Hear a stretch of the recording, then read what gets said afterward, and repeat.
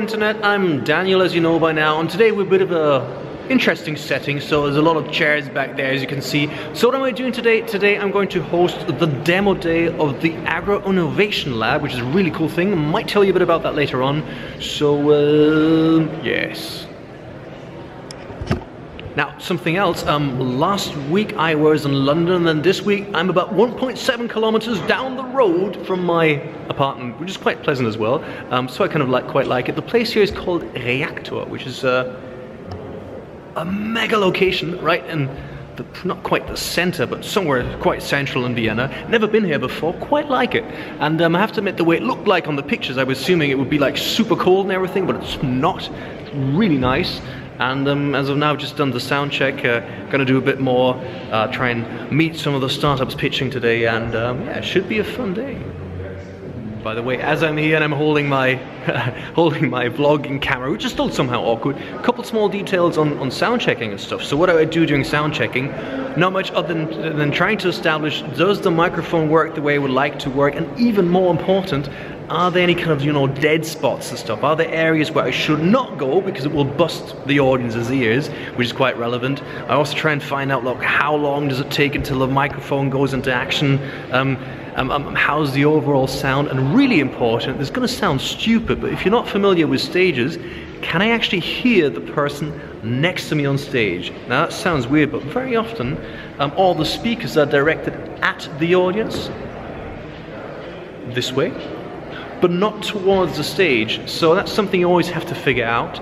That's what I've just done during the sound check. And the next thing I try and do is, as weird as it sounds, I try to familiarize a little bit with the stage and try and find out, is it slippy, is it not slippy, where do I go on, where do I go off?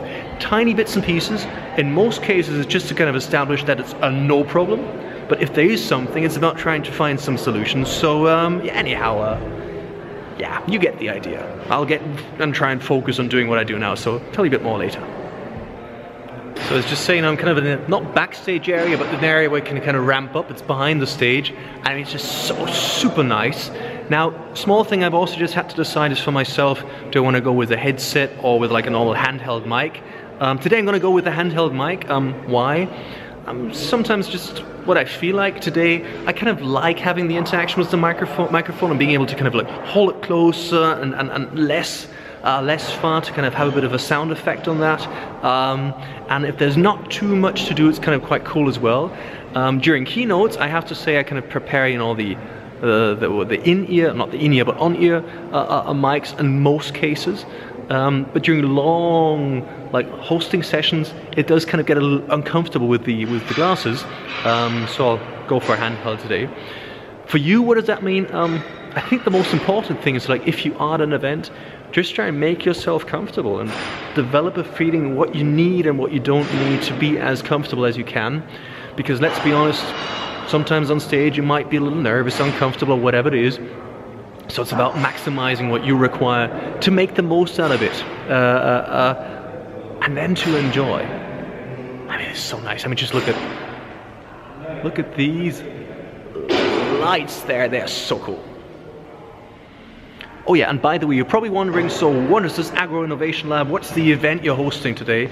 It's something quite cool. The Agro Innovation Lab is essentially like the innovation, the scouting unit of the Austrian company RWA and the German BayWa, and the two of them have kind of set off to find out what the future of agriculture is going to be. They've been around for about 3 years, and in these last 3 years, they've scouted about 650 different companies, and this year alone, it's been about 250. And out of these 250, they've invited 6 to pitch on stage. So that should be quite cool today. By the way, if you've just looked at the screen and said, "No, it says 2018, that's old content." No, it's not. Because this is the demo day of the class of 2018. So it's January 2019, so this is, yeah, now-ish. Whenever I get to edit this video, which is hopefully very soon. But no complaints on that.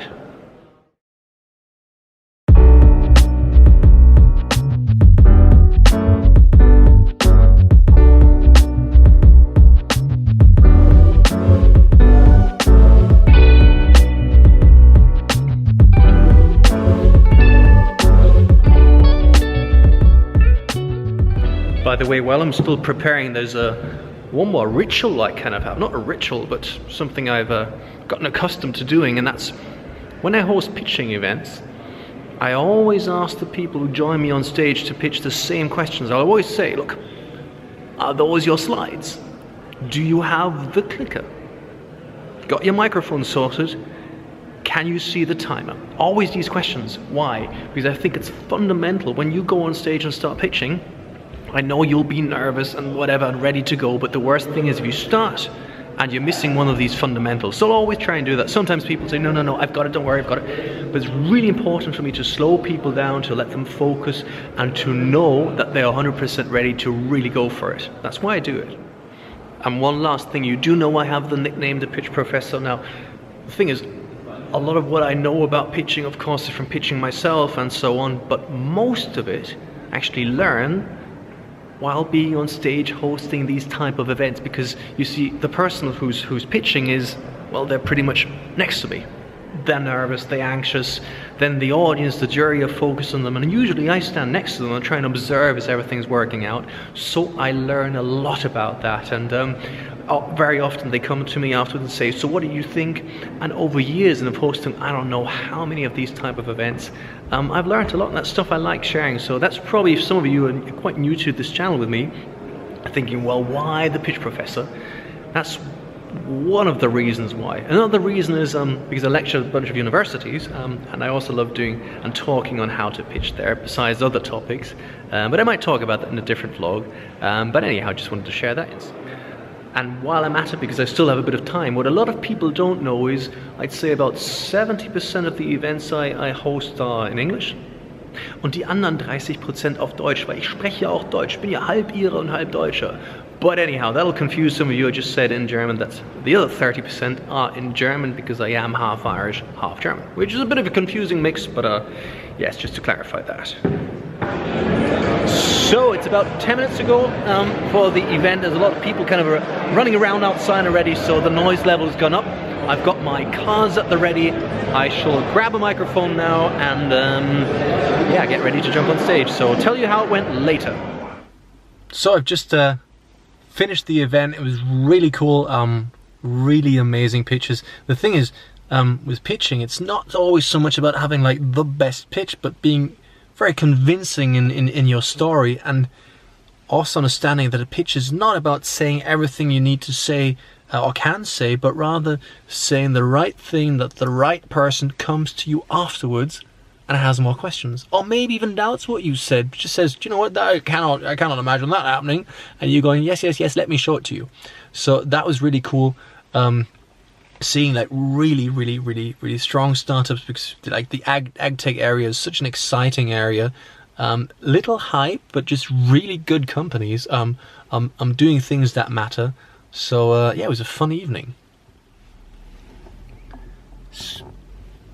I don't know if you can see this, but also important, if you are someone who's about to go on stage, don't eat in advance. I didn't eat in advance. I don't eat in your stage outfit, but rather eat once you're done, not before, because that's going to mess up all your stuff you have. Now, I don't know if you can see this here. Light's a bit bad, but that's also something important. If you're about to go on stage, do not eat in advance. I didn't, I ate afterwards, and yes, made a bit of mess of myself, which does not matter being off stage and just showing that you're a bit of a clumsy person. Because that kind of happens if you have a big beard in your face and it's like small stuff that kind of sometimes just deflects off your beard and right onto your shirt. So also important, don't eat in advance. Don't eat in advance, or if you do want to eat something tricky like soup or whatever it is, don't eat it in your stage outfit. Anyhow, on that bombshell, as Jeremy Clarkson would say, I hope you've enjoyed this vlog. If you did, obviously you know the drill. Hit the like button, subscribe, and switch on the notifications. I would love that, and hope to see you sometime soon. Take care, and bye-bye.